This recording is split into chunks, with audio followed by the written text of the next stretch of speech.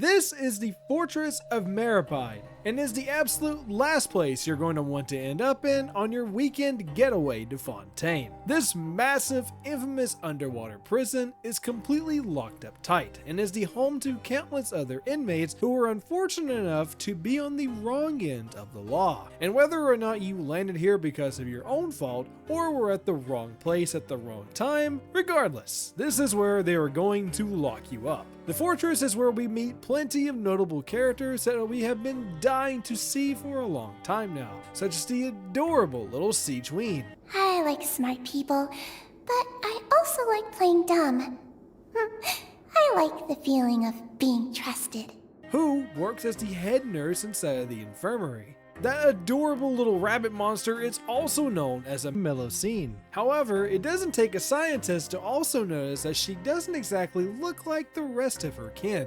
And then there is the head of the staff himself. That wait, it's pronounced Wriothesley? I swear every new character in this game, I just get more and more lost in translation. Does anyone remember Tainari? Anyway, this beast of a man is the head of the administration, and while he might look tough and ready to fight, well, he is. This man is actually a reformed former convict, and is also in charge of ensuring prisoner reforms, and is very good at his job, as the fortress holds a high reform rate, with much of which being thanks to his help. In fact, inside the prison, it is not an uncommon sight for prisoners to start applauding and cheering for him on a daily basis, with many preferring on how he sticks to handling his business and how much he has cleaned up the prison since he has taken charge. Something like that can go a long way when you remind yourself that he is operating a prison that is down deep below the ocean, where its location was ideally picked as the perfect place to never secure the worry of ever having a breakout. As, let me make this clear to you, you aren't escaping, and you sure enough aren't just going to break into this place, as you are locked in directly at the bottom of the ocean, with plenty of security taking place here. But cheer up, it's not all that bad. You are allowed to work within the prison, all thanks to the efforts of Wriothesley, who has made living down here a whole lot more humane, also giving much more relaxed rules, designations for you to work, and has even given a much more proper place for convicts to let off some steam, like a standardized boxing ring. Which is nice and all, but how exactly did this gigantic place come to be in the first place? Well, pop open the history books, because this one goes back a long ways, as it was formed sometime during the ruling of the first Hydro Archon, Egeria. The fortress would begin as an area where local exiles of the nations could flee to, as these exiles were basically shunned from the nation entirely, and also lived a downright miserable existence, where people would often mock and ridicule them simply for being in their presence. This would lead to them repenting and begging for mercy from their divine Archon, praying for some sort of place for them to remain safe. Egeria, who was benevolent, would take pity on them, and would take them up on their request, leading them to a spot where they can now build their new home, while also instructing him that this place must be protected and shall carry her deepest secret that she carries beneath the waves. Her instructions were clear, and soon the prison would skyrocket into a colossal fortress, where generations after generations of prisoners would come and go. And I know, you're probably wondering what exactly is this deep secret that our fish goddess had in mind. Well, spoiler alert to those who haven't exactly been able to beat this part of the story just yet. So make sure to hit this time marker so you don't spoil anything, or if you already cleaned up, you're free to go.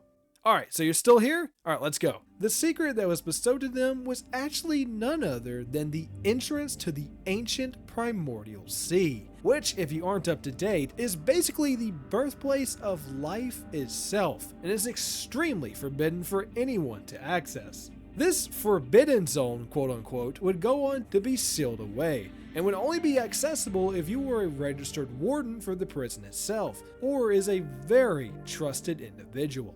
And after all of these years, the job of carrying that secret continues on to this day, even after the death of Egeria herself.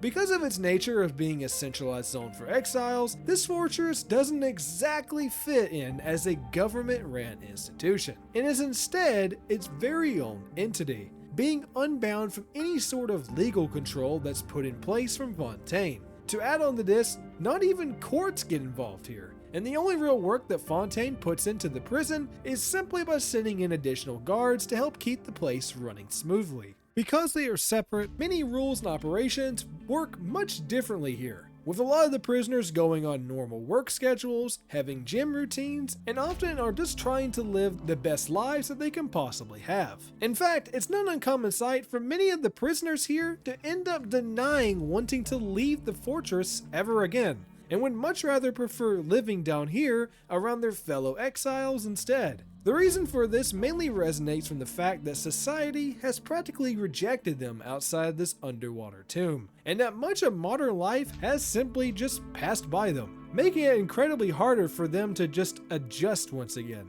Especially for those whose entire lives once revolved around a city that now just downright shuns them. A prime example in all of this is none other than Wriothesley himself, and while we may not know exactly why or how he ended up being sent here, or what exactly his crime was, we do know that once his sentence did come to an end, he decided that he was going to stay instead, and transferred himself into getting a formal job here, helping rehabilitate and helping the lives of others that once shared the same misfortune as he did.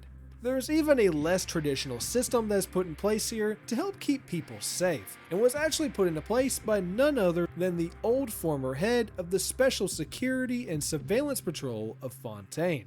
His name was Valtrin, and was sentenced to exile by Neuvillette himself roughly around 400 years ago, where it is said that his crimes were surrounding extrajudicial killings and having a staunch abuse in power, mainly stemming to him demanding vengeance towards the treatment of Carol and the Museline people. While that is an entirely different story to drive off into, and is a topic for another time, his work did lead to a proper safety system to be established, and is now known as the Mutual Aid Society, which, at its core, is a prisoner-built protection technique that practically goes on the old saying of, "You scratch my back, then I'll scratch your back," with many prisoners relying on this system to keep others safe while behind bars. To wrap things up here, there's still plenty of things out there that we don't really know just yet.